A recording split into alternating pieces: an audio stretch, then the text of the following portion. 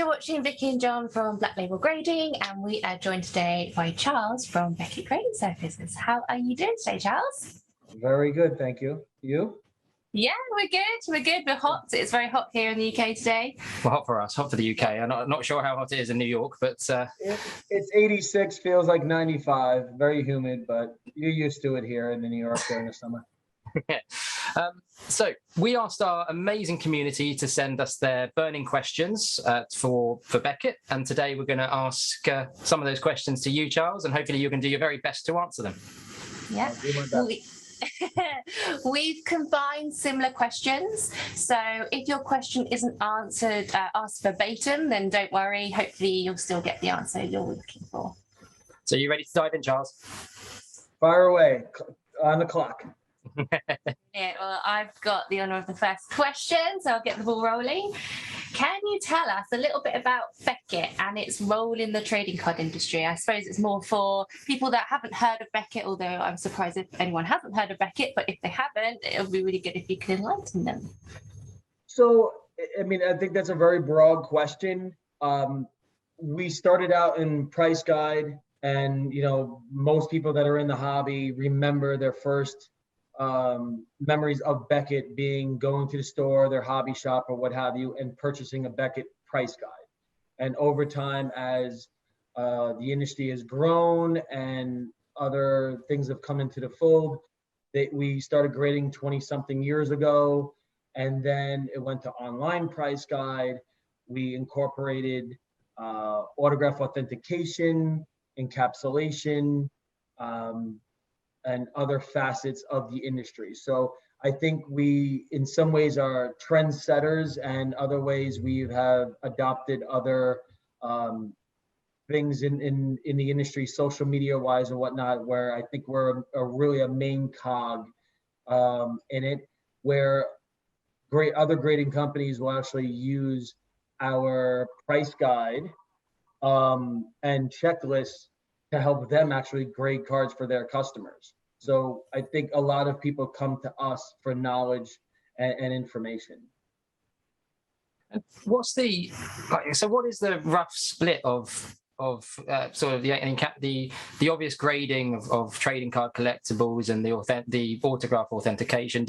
Off the top of your head, do you know the split, or is it quite hard to tell at this point?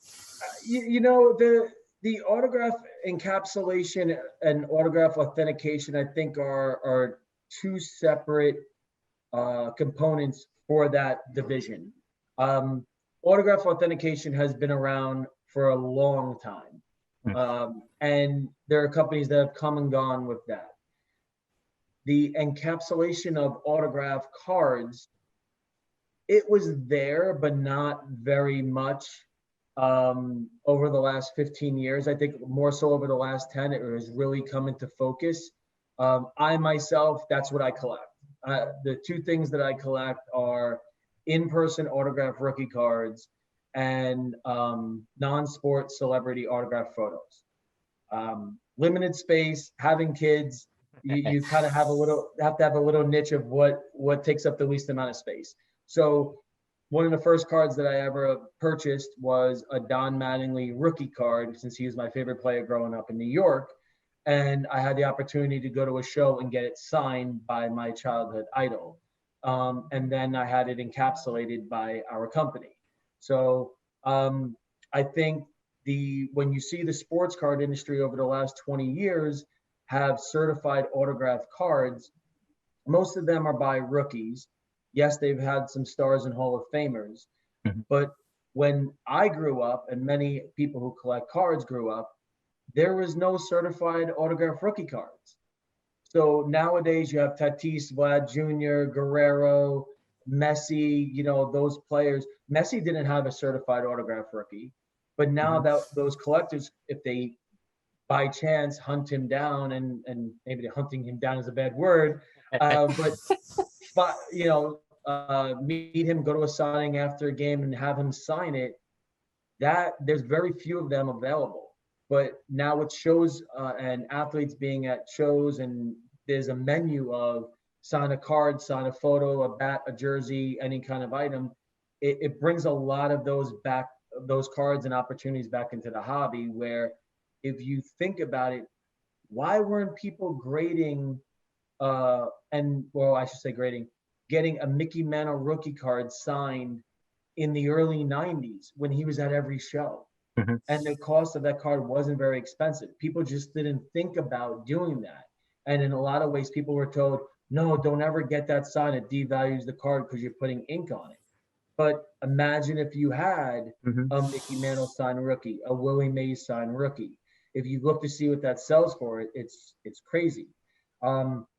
So I think the encapsulation has really taken on and grown over the last, I want to say 5 years, especially since we opened up that division in our company and hired PSA's top authenticators, to be honest with you. And they run that division. Their knowledge, the collector base that they're familiar with, the fans, the people that trust their opinions, it brought a lot more people into the hobby. That it's really grown. So in terms of Beckett authentication and Beckett card grading, what's the percentage that we do on one end or another? I can't give you an honest answer because you could have an authentication order of a show where we witness 5,000 autographs at a given event for people that are coming to get things signed. Yeah. So I know it's very high, but I don't know how it equates percentage wise, but Sure. It's a lot. The guys are doing a great job in that division, and it is easier and quicker to authenticate an item than grade a card. Unfortunately, we're working on that, but it's a fair split, and they are increasing business every year. Amazing. Cool. Thank you. That's great. So a little bit about you, Charles. How long have you been with Beckett, with the company, and what's your role in the company? What do you do? A lot. I wear a lot of hats. Wearing my Peaky Blinder hat now, but I've been with the company about 11 and a half years. Wow. Prior to coming on board, I worked for a memorabilia company for 4 years. First job out of college, I worked for a distributor selling wax to wholesalers, shops, stores, other distributors. So that was my first taste in the industry as a full-time job. So I've worked for an authenticator company. Pardon me, let me slower the volume. I've worked for on the selling wax, working in authentication,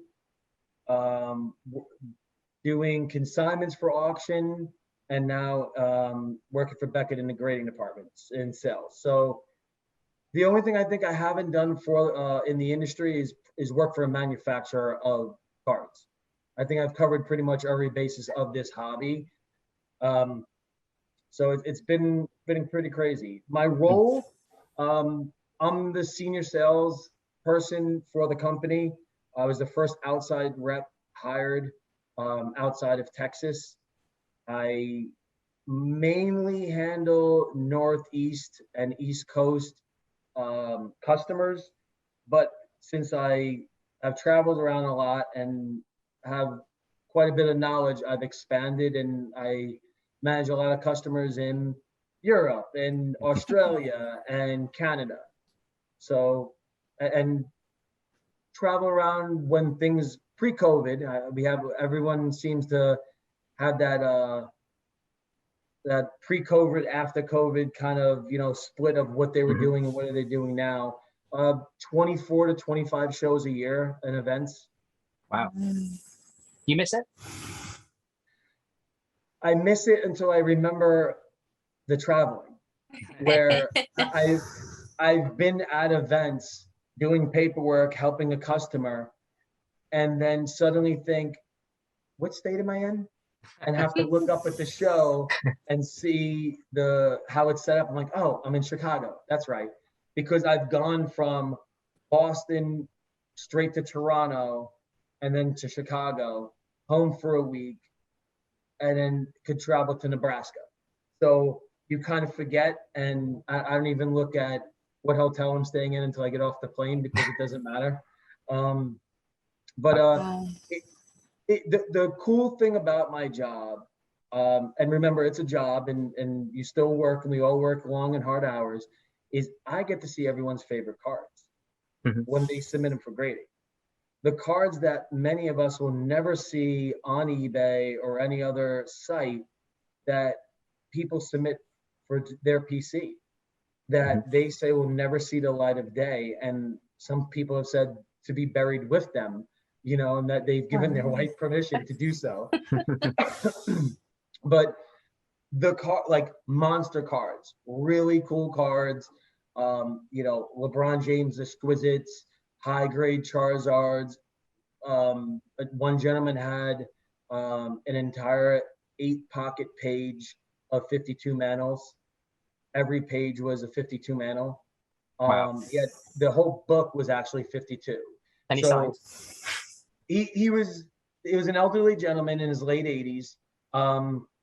And every page was another player from the 52 set, all 8 cards of that player. So a whole page of Mantle, a whole page of Mays, a whole page of,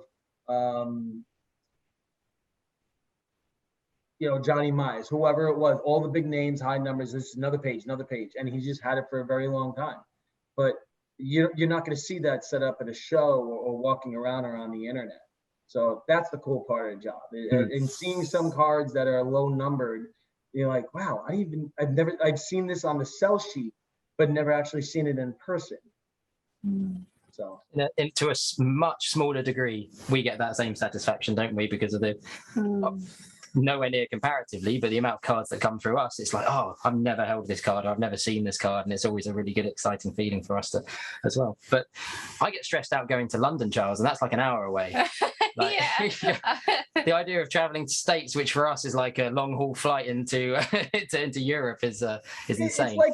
It's like anything else. You get used to it, you know. And you know, I've been doing it for so long that I kind of know where I'm going to be and when I'm going to be there, and be prepared. And one of my favorite trips is to Boston because it's a nice drive in the fall and in the spring, and it's basically one highway. And you know, if it wasn't for this job, I remember when I would ever go to Iowa or Nebraska or St. Louis when you're on the East Coast, and you get to see some cool things there. Like when I went to Iowa, the field from Field of Dreams is there, and there's a Pickers place 15 minutes away. And of course, the food, when you go to different states and what they're known for in certain places to eat, that's always a good thing. That'd be my downfall. Cool. So this is a question we had a lot of people ask this question, and I think you probably understand why. Will Beckett ever consider opening an office in the UK or Europe? I can never say never, but a lot goes into that, other than just, hey, let's sign a lease, get a building, and open it up. And I get that question a lot from other countries around the world, and you have to really think of it from a business perspective when you do it.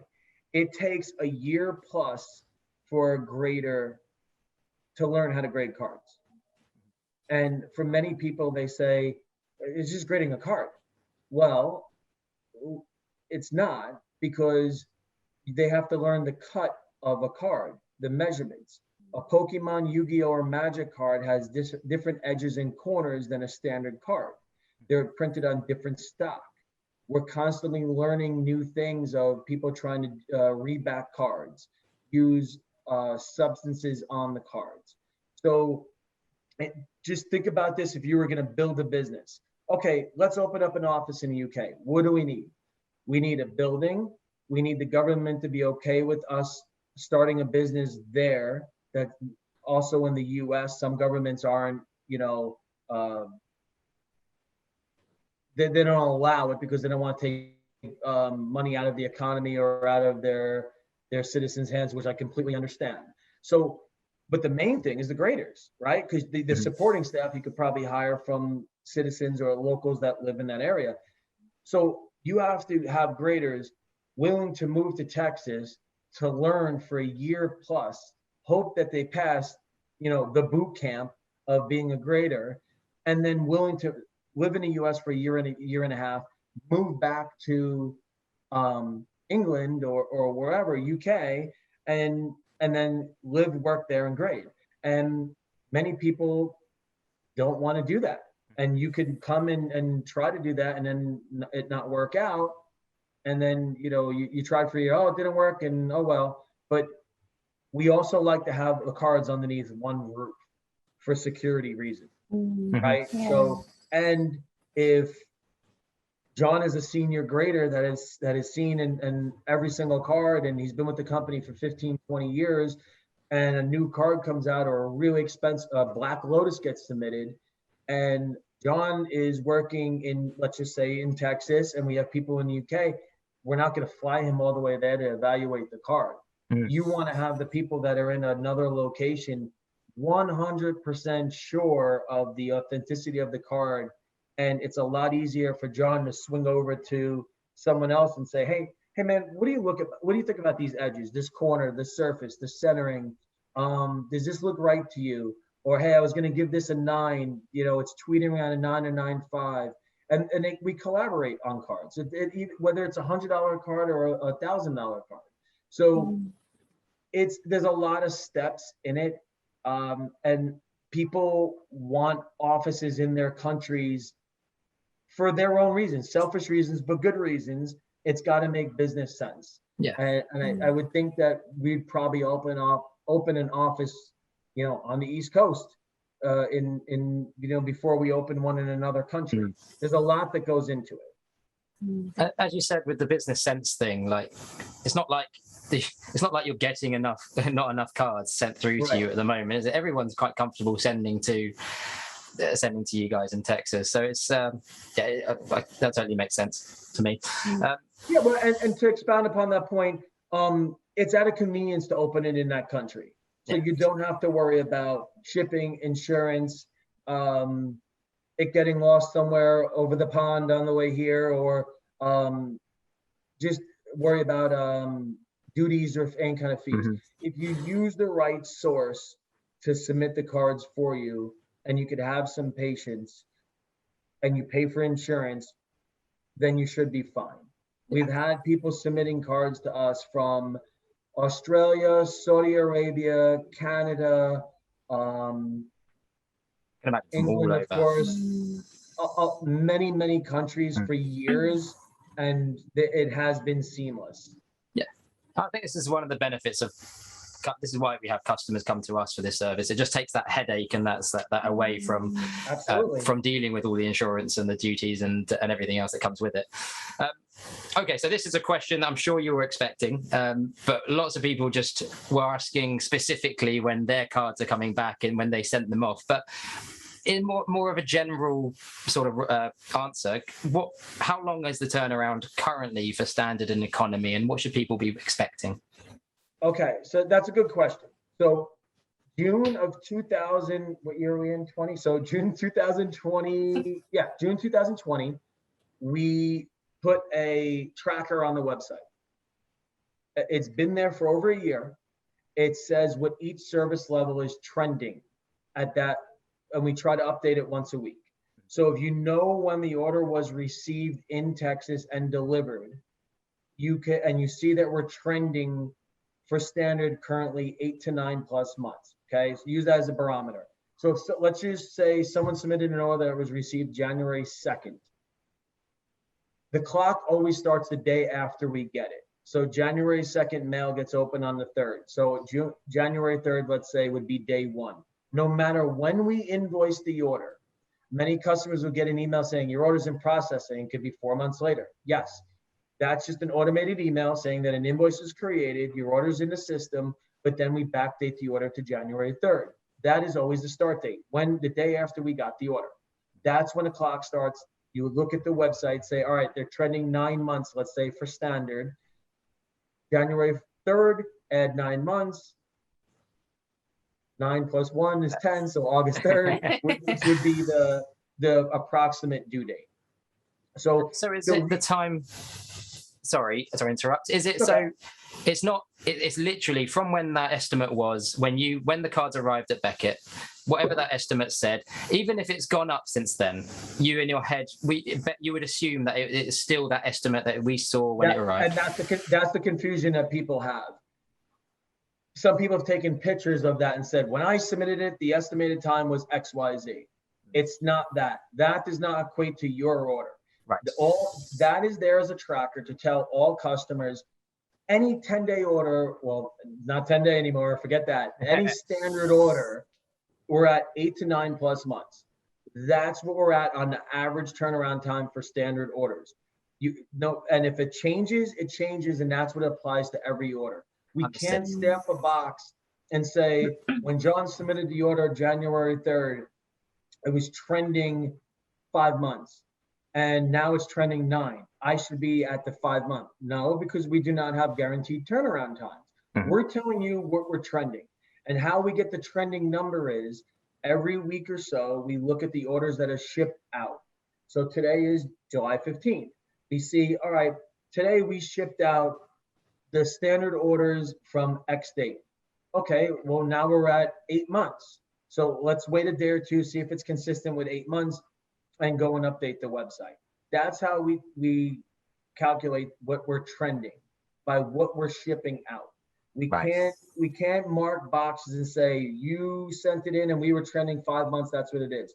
I understand customers are upset hearing that, but we do not have guaranteed turnaround times. We've gotten hit with many cases of COVID in the office. Unfortunately, my coworkers in Texas lost power for an entire week during the winter. That shut things down, and then some. All these contributed to it. So we shut down the premium, the express, standard, and economy to get caught up, and only left the premium open temporarily. We're hoping to bring express back in the next 3 to 4 weeks. But the standard is at 8 to 9 plus months. The economy is at 11 to 12 months. Okay. To answer your earlier question, that's what the 2 service levels are averaging. You could go and look on the website and see that, and it will be updated. We're hoping in the next month that those numbers are changed to a lower number, which they haven't been in over a year. So it'd be nice to see it going down instead of up. Yes. Oh, that'd be amazing. That'd be great. Yeah, definitely. Yeah, I think that answers that question really well. Thank you. So the next question I have, a couple of people asked this, is are you happy, or was Beckett happy with the decision to close submissions at the time you did? Yes, I'm very happy. I wish it would have been done a little sooner, to be quite honest. The reason why it was kept open so long was our competitor closed down, and our competitor, competition is good, but in this hobby, we had no problem with them being open in other companies because it gave people the ability to have their cards graded. And having us both open gave people the ability to split their order up or have more than one option so that the turnaround times wouldn't be as long as they are. When they decided to shut down, which again was a good idea, because you get to a point of, we can't handle, the amount of stuff coming in, it's just going to go longer and longer, and you have to make that tough decision, and for that company and for ours, as much as it's discouraging to customers, think about it logically and take your personal emotions out of it. A company chose to shut down and not take in more revenue in cards.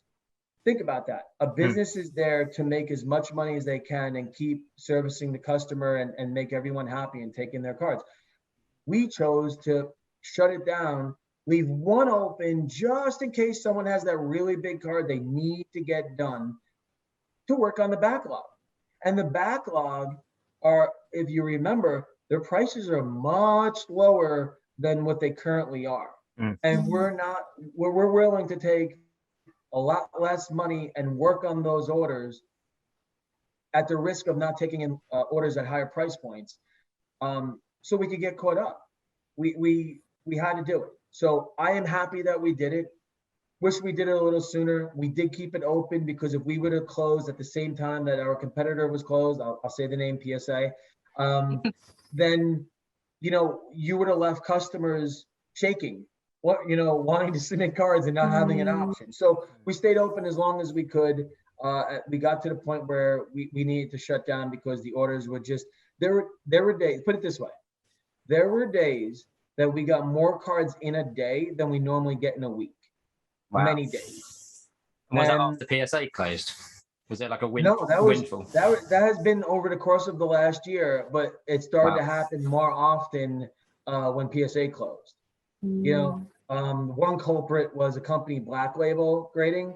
I don't know if you know them or not. We're gonna get a lot of hate mail after. But good. Okay, so it was the right decision. I think everybody would agree. Yeah, I think all our customers agree it's the right decision. Yeah. It's like any other business, you know, whether it's a coffee shop, a bakery, or whatever. You get enough stuff where it's like we have to not take any more orders, or we're never going to get through this. So it's something that needed to get done. I've seen the industry grow over the last 4 years tremendously. More so than ever before. The last 3 to 4 years have been the best in the hobby than ever before. It's a fact. If you ask anyone who has been in the hobby for 30 years, 35 years like myself, and seeing the downfall, the junk wax era, the overpopulated companies and cards, and it got to a point where it's like my cards are worthless, you know, and you look at the last 4 years or so, it's gradually come back. And COVID helped and hurt, more so helped the hobby. Because I use this and joke around with my friends because I'm a big movie buff, but if this was a movie for COVID and you would have had a split screen, and the split screen would have been 9 countries or 9 states, and everyone would have been doing the same thing during certain weeks when that state or country was shut down. Do everything your wife asked you to do on the honey-do list, right? And during the course of that, you go in your basement, if you have one, an attic, a closet, under your bed, in your office, go back to your mom's house where she had stuff from when you went off to college, and unearth your cards while you're cleaning stuff out. And all these people would have been doing the same thing and saying, I wonder if my card's worth money. I'm on lockdown. Let me go on the internet. Oh, wow. I didn't know this card was worth, X amount of dollars. Let me check these other ones. Wait, cards are worth money again. I'm jumping back into the hobby. Yeah. And that's what happened. And it's a funny thing, and this might be edited out just because I'm saying this, but it's a funny story. During lockdown, I would see for a 2-week period on my block where I live, garbage being thrown out like the people were moving, but they weren't moving because everyone went through their stuff. My neighbor across the street from me, grandparents, they were throwing out tricycles. They had them in their house for many years. So during all this course, people found things and even memorabilia, signed photos from back in the day and valuable stuff. So it's a good thing for the hobby. You never had people in social media commenting on the industry before, celebrities buying auction houses. This was not the norm. We got made fun of for collecting cards. We were the nerds or like the outcasts, like I can't believe you still play with baseball cards. And now when you show somebody a card that's worth thousands of dollars, like, really? Yeah. I made more money in this than you did in Bitcoin. So like, So that's one of the most common calls we get is I've just found these cards and I want to see if are they worth this much? Should I get them graded? What should I do? And it's a lot of people enter it, which is great for the hobby. Yeah, I think it's a 50-50 split with our customers. 50% are sort of avid collectors and they know Beckett, they know the industry, and then the other half are, like you say, kind of, I suppose, lockdown newbies. Yeah. You've already asked. I think you've already answered this question. It's just have you seen a reduction in the turnaround time since closure? I think you said that not yet, but you were hinted towards it's going that way. Could you elaborate? Not yet. Here's the thing: the express orders, those have been reduced because it's closed, and we're almost done with all the express grading service level orders. The premium is still open. It's closer to 2 weeks, not 3 weeks.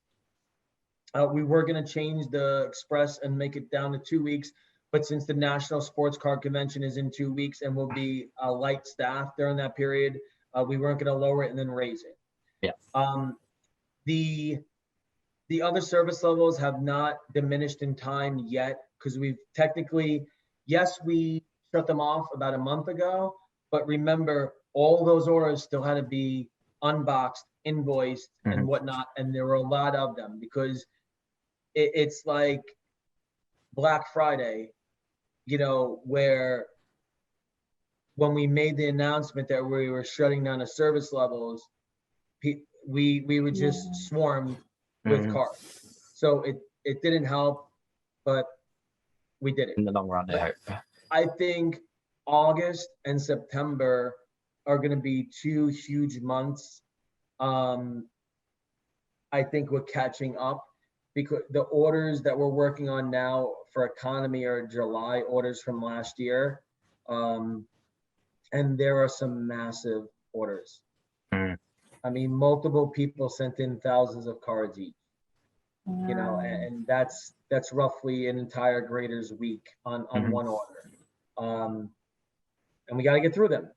So there's just June and July last year were I think the biggest months I could remember of quantity of cards and quantity of orders. Matt, you said to me that you even went down to Texas to lend a hand. What were you doing when you went down there? So there were problem orders that we had. So a problem order is an order that credit card declined, customer forgot to fill something out on their submission form. They wrote down 16 cards, they sent in 15. They wrote down 15 cards, they sent in 16. All those kind of situations. I was trying to get that organized and get those orders in line. So it was a lot of problem order things that I'm kind of the fixer, and you know, where I could motor through a lot of those things or make sense of it, or you know, some of them might have been customers that I know. So I went down for a week, and I've seen video and pictures of the vaults and the cards. It's totally different when you're there and you're staring at it. Is it? I can imagine it's mad. Can you even move inside it? I can't imagine there's much space. You can't. No, it's multiple vaults. Right. So and it's set up similar to a library would be, each vault, you know, having a shelf and a bin for each order. But just looking through and just, you know, it's like Indiana Jones when he went into the warehouse, you know, and just looking around like, there's just so many cards. Just so many cards. Just want to snap my fingers and have them all done. Good analogy. That's exactly what I was thinking. I was thinking that in my head as well. Yeah. So moving away from turnaround times, etc. We had one question on your plans for the website. Are there any plans to refresh the website? I think sometimes people find the pop reports a little bit difficult to use. Well, what I think because we have the price guide, organized, Beckett grading, authentication, and then we offer so many different services. I think the website is more confusing for people to find certain things that they are looking for, where there's a lot of tabs, and then underneath tabs are more tabs. If someone can't find something they're looking for, a card lookup or a pop report, I always go to my friend Google. And that would, I'm serious, because that would possibly bring it right to the link. So if you type in Beckett Grading Population Report, Beckett Grading Card Lookup, it may bring it to the link. Anyone feel free, if you can't find a tab to look up something specific like that, email me. Mhm. And I'd be happy to share the link of where to go for it. But if it's Beckett Grading that you're looking to do and something to do with Beckett Grading, it's Beckett.com. Click on grading, which is the second or third box in the top middle of the page. And then you're going to search around there. There is a tab that says card lookup, population report. So go right to that source and it should be there. Go to Google, search that way, or just email me directly and I'd be happy to answer your question. That will help too. We can put the link in the description below. But that's, I mean, is for people and like going to the website for the first time, it can be a little bit daunting to find it. But also the question of actually, I've typed in the details of my card and I'm not seeing any results. Is that just plainly that Beckett may not have graded a card like that before? Yes and no. If it's a popular card and it's from a year or so ago or longer, it should be there. If it's something we grade, there are some funky sets and cards that are not licensed, and usually they're non-US cards that the company didn't get a trademark or approval from the NBA and MLB and stole the likeness of Michael Jordan or Messi or something else and created the card. But if it's a licensed company that you're very aware that it is, it's a Wizard of the Coast, it's a Pokemon, Magic, Yu-Gi-Oh, soccer card that is legitimate, that you're sure that we've graded the card, and you went on eBay and you typed in, I always use Messi. So if you go to eBay and you type in Lionel Messi, BGS, and the information of the card that you're looking to find in our database, and you do a search underneath BGS, and you see that we've graded the card, the next trick is grab that serial number, go to our website, see when we graded the card. If we grade, the rarities that I've seen where we won't grade that card is it something we graded one of 10 years ago. And we said, you know what? We graded this card. It's probably something that we maybe shouldn't have graded after more research. And we have never graded a card since. Mm-hmm. Probably means we don't grade the card and we don't have it in our database anymore. But if you look and the serial number says we graded it last week, last month, last year, then either you're searching incorrectly, or we do grade the card and maybe you're having a trouble looking for it in the system. And the answer to that is get in contact with us or contact somebody like yourself at Beckett directly to ask the same question. Yeah, send an email. The best thing to do is send an email with a picture of the front, an image of the front and the back of the card with the description of the card. I'm having trouble not locating this in the database. Do you grade this card? What's the name or year of it? I can't find it. Can you help me out? And usually we can. But when it comes to non-sport or gaming cards, sometimes people don't search the correct way for the card or confuse the name of the product. Sure. Okay, thank you. It is sensitive. It's not going to auto-correct you or say, do you mean this? It's going to go by exactly what you type in. Yeah, that makes perfect sense. Thank you. Okay. Maybe your experience from if you've ever graded yourself or you know how it works, but this is a question that we got relating to specifically a pack fresh card that they've said somebody submitted for grading, and they said my card only got an 8.5 on the surface when the car seemed flawless to me. Could you explain what the reason might be for this? Sure. Factory defect. A lot of people that and this is an honest question, and I've gotten it a lot over the years. God himself is not printing the card and handing it to you.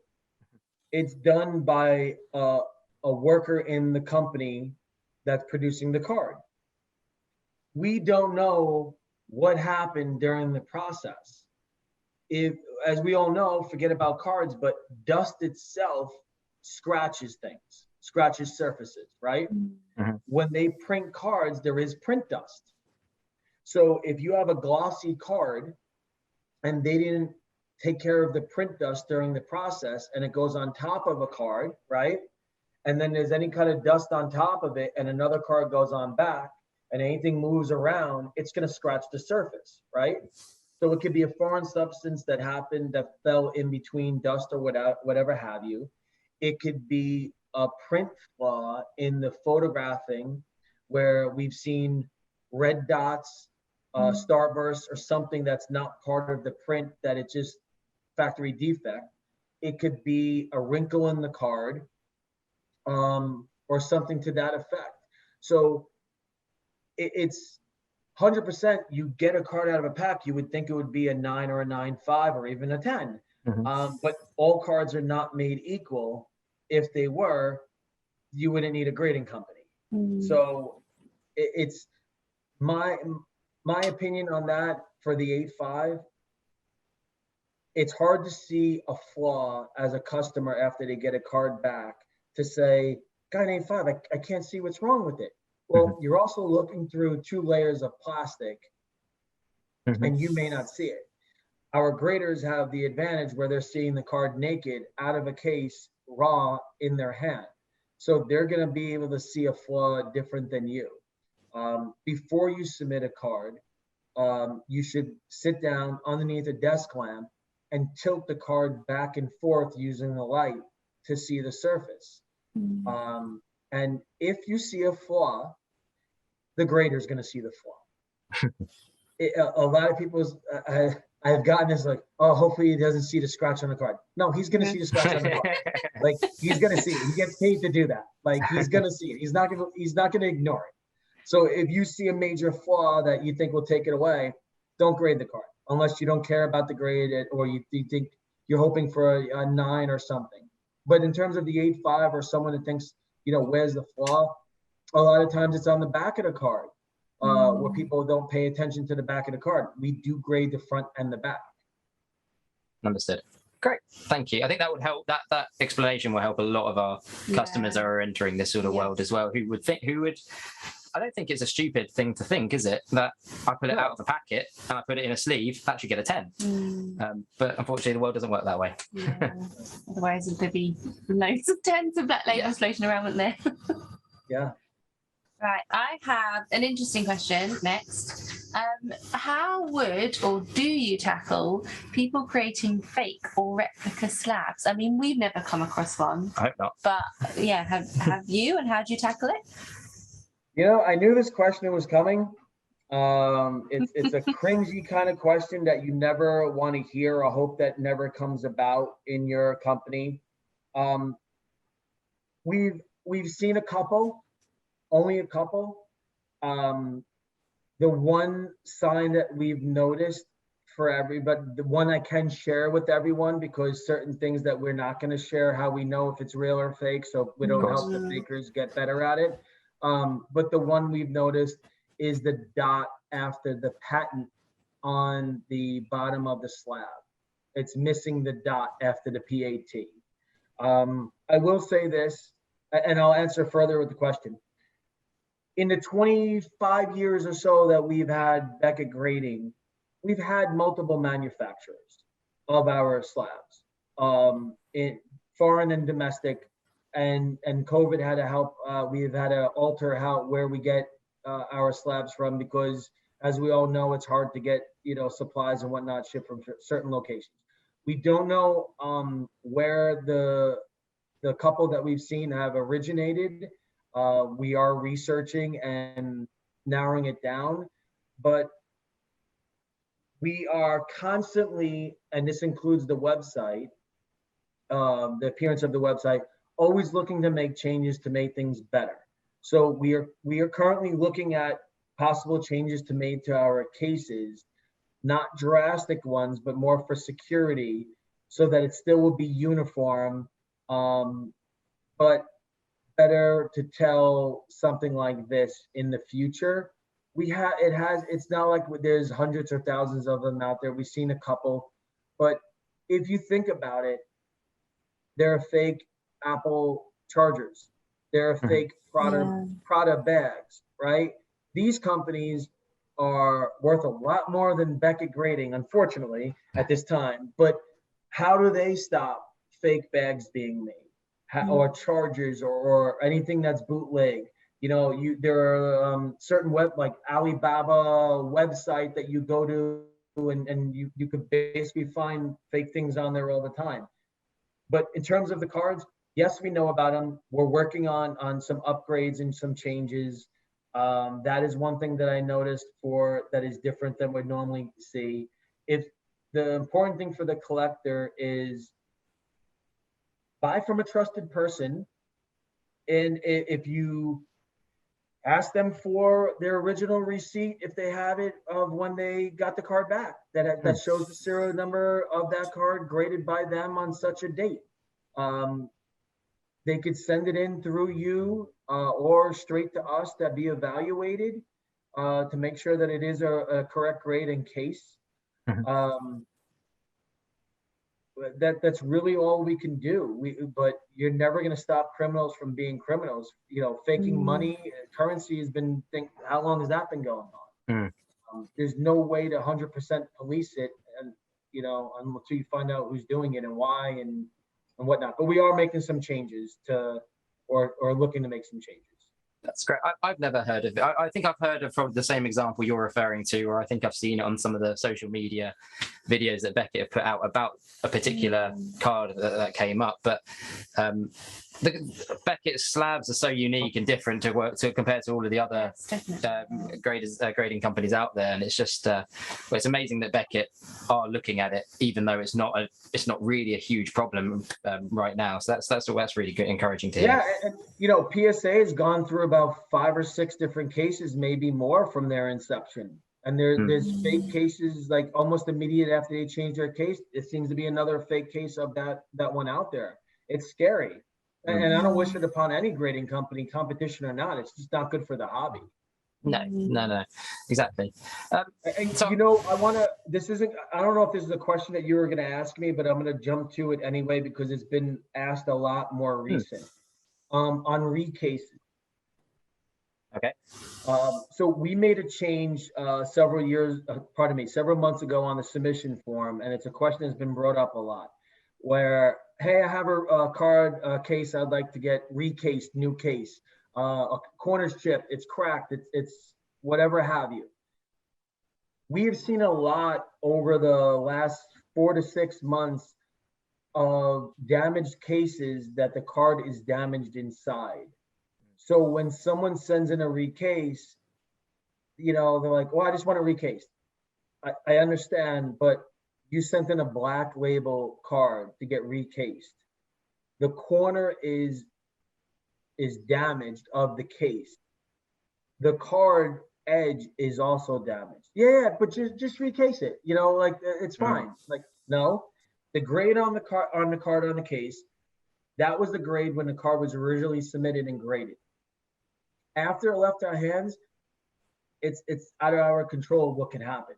If someone dropped it on purpose by accident, dog came by, tail kicked it, card flew off the table, which is a common thing. Everyone seems to blame the dog with the homework and the Beckett grading cards. And the card got damaged inside. If we recase that card and give it a black label, knowing that there's damage to an edge, you're going to get the card back like, oh, I'm going to sell this now. And the next person is going to say, why did Beckett give this a 10? There's damaged edge to it. Perfect case, nothing wrong with it. It falls on us because it has our name on it. So for that reason, if you send in a recase, the card will be reevaluated and regraded if possible or necessary. Okay. And the only way to avoid something like that happening is by declaring at the beginning, don't do anything. If it's going to go down a grade, don't touch it. Is that right? No, because the unfortunate thing is if you send in a recase, it has to be Pandora's box. Recase it no matter what, because we've had some nasty cases come in that they are scratched up, that someone had use it as a coaster. It's like Who would do that? I've seen dry food on a case. I've seen stains on a case. I've seen or scratches all over the case. If we can't see the card completely, we have to open it up. Right. And many times we can't review a card through 2 layers of plastic to make sure that it's not damaged. Mhm. So any cards that come in for a recase have to be opened up and all bets are off. Right. Okay. But most of the That's good to recases know. don't change. Yeah. I mean, it'd have to have a significant. I think for the way that the card is protected in the case, it'd have to have significant impact, and as you said, like thrown around the house to get that nick in the can. corner. Okay, it can, but a perfect scenario, like which happens several times. We know how mail carriers are sometimes with packages. My apologies to any card collecting mail carriers. So, but I've seen a perfect Beckett box dropped, slammed, however, flat on the bottom where no corners or anything get damaged, and it was just flat. So now think about the card inside the case, inside the box, equivalent to a person in a car accident. They slam one way into the steering wheel, the side inside the car. That's the card inside the case or inside the box. It's usually an edge that will get knocked around. So it will slam to the inside of the case. Is it rare? Yes, but it does happen. Where there's no damage to the box, no damage to the case. But if you go and take a graded card and put it in a paint mixer, that shakes it around really quick, and I'm sure the card's going to move and bounce up and down in it. Mm-hmm. And the full force of someone taking a box and slamming it down like you would a drink at a bar when you're done, the card's going to go to the bottom and get hit. It's rare, but it does happen. Good. That makes sense. It's good information there again for our customer base, I think, because it's not something that you think about. You think it's in the slab and protected for life. But Be careful. I guess the moral of it is just be careful. Treat these things carefully. Every card should be, and at the very least, when they're at home, when people put all your cards in graded card team bags. Mm-hmm. That's the easy one. It costs pennies to for those plastic baggies, and if you have it in that, your case is never going to get scratched. Mm-hmm. Then you can use it as a coaster. Yeah. Wow. So maybe avoid that. We're almost, you'll be pleased to hear, Charles, we're almost done. Just a couple more. Sure. So what inspired the need for the initial price rise at the start of the year? And do you plan on bringing the prices back down to a more affordable rate? I appreciate you might not know. No, I do know. I know the answers. Some of it, I can pretty much answer it all. It kind of became supply and demand, and also a way to regulate the amount of submissions.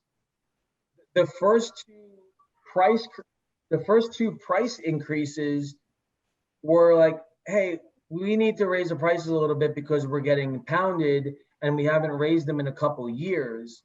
And PSA raised their prices, and then we were so low where we were like, we're getting slaughtered. Like, we're getting so many cards in. Let's even things out so we're at the same and let the people choose.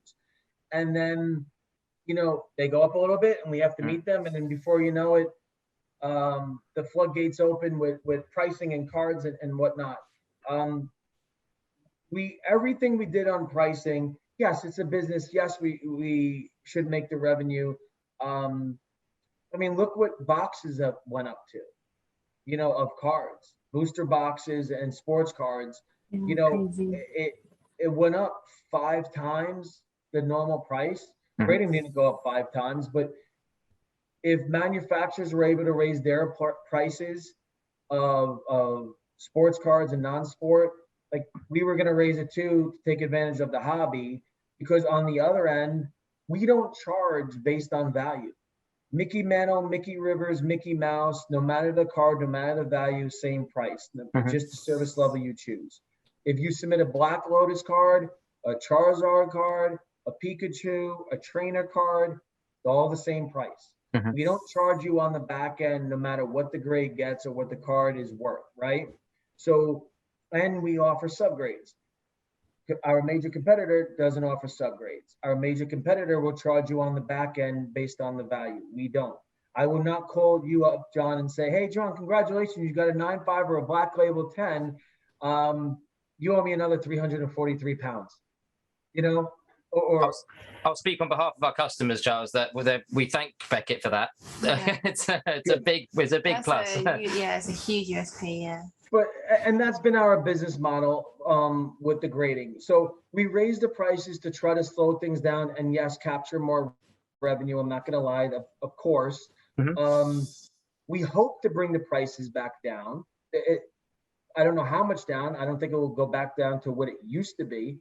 But yes, we would like to bring it back down, possibly offer quantity discounts. It's really just too early to tell if and when. Yeah. You know, as I said, we've only had it shut down for a month, the grading. You know, think about the logic here. If we're at 9 months on one service level and 11 months on another, just to catch up one day, you're asking to grade an extra 2,000 cards, right? Like, it could be 2,000, it could be 3,000, whatever per day. Like, you don't just catch up in a week or two. So our guys have worked a lot of weekends, a lot of extra hours. We used, as you know, with me traveling, doing 20 something shows a year, most of the shows I've had graders with me, no shows. We haven't had a grader at a show since March of last year. So the guys have come in and said, hey, I usually do this show this weekend, but there's no show. I'm going to come to the office and work the weekend. You know, they've done that a lot. So, and we're still behind, you know, so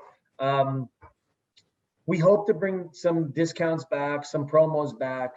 It's going to be some time. I don't anticipate it happening anytime soon. Within the next 3-4 months, we need to get the turnaround times done. Economy's at 11 to 12 months. I would like that to be at 7 or less. I don't think I'm asking for a lot, you know, just a little bit, just get down. Considering it was 60 days at one point. Well, actually, that service level used to be called 30-day.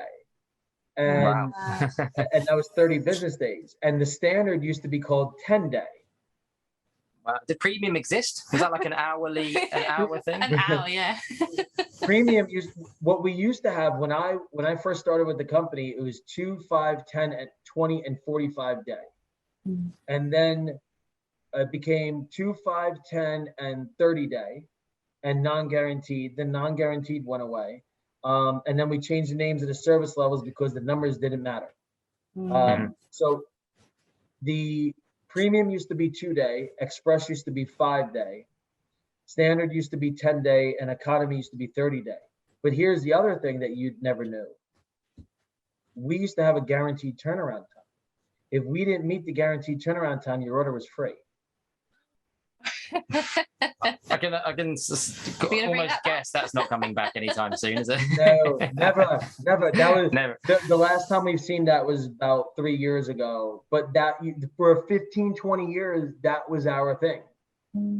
Every service level is guaranteed, or you get a free grading order, and all you pay for is return shipping and insurance. Wow, crazy how things have changed. Yeah, massively. But I mean, the thing about it is, we have the cards, they're safe, they're in the vault. We want nothing more than get people's cards back. We're doing the best we can, and patience is, you know, I know in some ways it runs out, but we are trying to do it. And it's going to take some time. Yeah, I think the vast majority of our customers, and in general the customers out there, do understand that it's the state of the industry, isn't it? The whole industry's like that at the moment. So I think it's not like it's just Beckett exactly. that are in this position. It's everywhere. It's everywhere in every walk of life of business. I have a good friend that works for an electronic company. He sells projectors and scanners. They're 7 to 8 months behind on orders and thousands of pieces back. The construction industry here in the U.S. is tough. Like what materials now cost, and where the stuff is coming from because of the labor and whatnot. So it's everywhere, everything. I don't know anything that, you know, think about this. 7-8 months ago here in the U.S., like toilet paper, paper towels, tissues, hand sanitizer, like you could see people trading it and bartering it for a car, at some point. Like, it's just, Yeah, same here. everything is, It's definitely the same here. People Yeah. are putting hand sanitizer on eBay for like 20 quid And per toilet paper gate. 500 mil. You could never go anywhere to get any toilet paper. It was rough. It was a rough time. and the funny thing is, did this become something new? Was toilet paper a new thing that suddenly you needed No. more of it and we couldn't, No, it was really strange. But then you felt guilty when you came to Yeah. buy your toilet paper. You're like, no, I'm just buying enough for me. I promise. I'm Yeah, I not do need this. stocking up. Right. I'm not hoarding toilet paper where you look in my house and I have a whole wall of, would you like 2-ply or single? I don't miss those days. No. I suppose the next question relates to the previous one, but the opposite. So we have a question on, do you expect the prices to increase when you reopen? No. I'll be honest with you and say, no, I do not expect them to. Could I be wrong? Sure.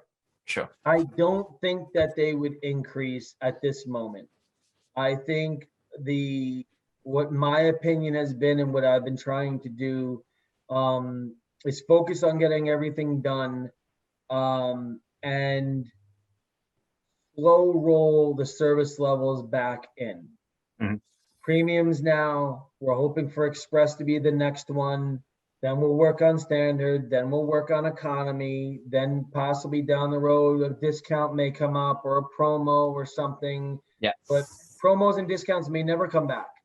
Sure. But slow rolling the service levels is going to be the best thing to do first, because if you open everything back up, the floodgates were open, and I will quit my job and come move to the UK. Well, we'll have you. There you go. I mean, everybody in the UK wears the peak caps everywhere we go. It's exactly as you think it is. Will I fit right in? Yeah, of course. Yeah, no one would know. No one would tell that you're from New York. Except when I drink my coffee and talk like this. Yeah, exactly. Just don't talk. Just don't say anything. All right, last question. Okay. We're taking so much of your time, but thank you. So how will production improve to handle the influx of the cards that you may see when you reopen? Because we're all expecting, we know from our customers that they're saving up. Yeah. And and you're probably expecting the same when you reopen, just floodgates coming. Yeah. So what's Beckett done to? Okay, well, that's a good question, and this is I like this question possibly being our last one because it's a positive one, and I like to use metaphors and whatnot with this and just to explain things to people. So we currently have 5 graders in training.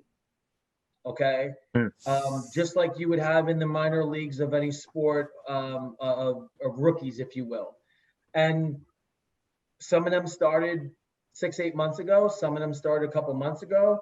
One of my customers is now is heading down to Texas next month to train to be a grader. So there will be a 6th one. He's giving up from one side of the table of buying and selling and grading, and now he's moving to Texas to be a grader. So we'll have 6. This is all positive, right? Because this, more than any other part, you need somebody to do the work. So I don't know the exact timetable for all 6 individuals other than the 6th one that's going to take at least a year before he becomes acclimated and ready to rock and roll. But 2 of them should be senior graders within, I would say, the next 6 to 9 months, at which point now you have 2 more people that could do several hundred cars each per day, which is fantastic. And then behind them, 6, 8, 9 months from now, you'll have another 2 or 3 that could possibly go within the next year. So within the next year, possibly 5. Now you're talking about an extra 1,000 cards a day that could get done, right? So all these are positives, and along this time period, it's like if you own the brewery, okay, you have someone making the beer.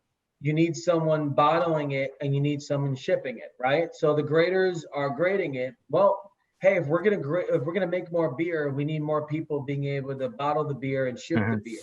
So we already have people in training and have had people along the way over the last 6 months, trained to identify cards, to put them in the system, to slab cards on the back end, pack up the orders and ship them out. So I guess the better one would have been like Sim City, right? When before you do this, you need this, and then this, and then because you're getting more, now you need to feed your army. So it's the same thing. So systematically, we're getting all this geared up. So when we have more graders, we're going to have more people within the other parts of the company to be in a better position. Great. That sounds pretty good. So yeah, all right. So just the daily. Time is the one thing that we can't speed up, unfortunately, and we will not have anyone grading cards that is not qualified to grade cards. And customers have said, "Well, just get my cards out. I don't care." Yes, you do.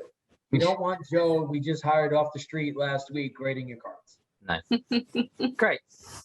Well, that's all of the questions we have for today, and thank you, Charles, massively from not only from us but from all of the community that even supplied questions for this. I know it means a lot, and it's great for them to see somebody from Beckett talking openly about what the situation and honestly about it. So it's really good. So thank you all for doing that. Thanks everybody, and comment below, and we'll maybe do this again. Thank you. Cheers.